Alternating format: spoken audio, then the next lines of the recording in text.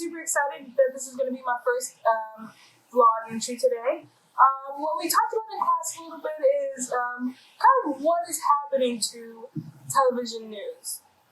We talked a little bit about how it's declining. Our traditional television views are kind of declining, but something that's becoming huge is the online world, like online video. That's becoming huge, like with YouTube and other type of sources. It's becoming really huge in today's society.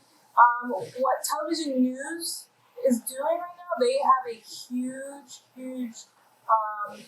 older generation demographic. Now, the reason for that is because the older demographic, that's what they know. That's what they grew up with. They will forever still continue to watch traditional television news. But with with the years progressing, a lot of what's becoming popular is now online. A lot of where people get their information from is from their smartphone, their tablet, their laptop, searching social media websites. And that has to do a lot with the younger generation. A lot of the younger generation, they look at what's trending for the day, and that's how they get their news. What traditional television news is going to have to do is they are going to have to come up with a way to market themselves towards the younger generation. Now, somebody who's doing really well at this is AJ Plus.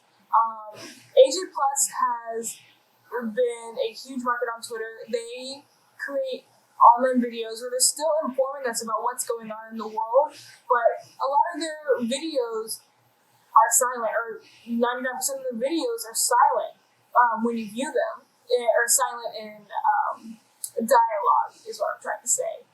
They do have a little music playing, but it's easy to where you can still view it, and you can view it in a class, or you can view it on the train, and you're still getting that information. So traditional television news is definitely going to have to figure out ways that they can implement that.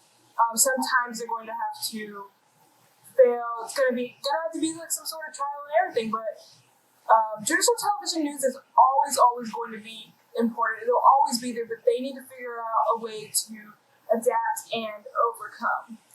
Now, let's see.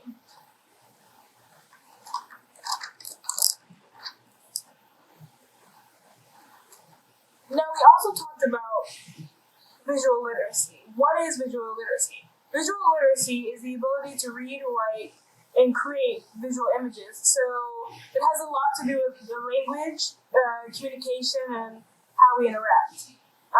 So a lot of what we're thinking about is, when we think about visual literacy, we're thinking about things like, why did this person create this? Why did they make it? Why did I make this?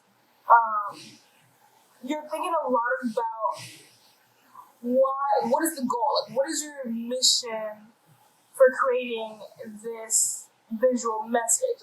And a lot of it is kind of thinking about, how does that make you feel?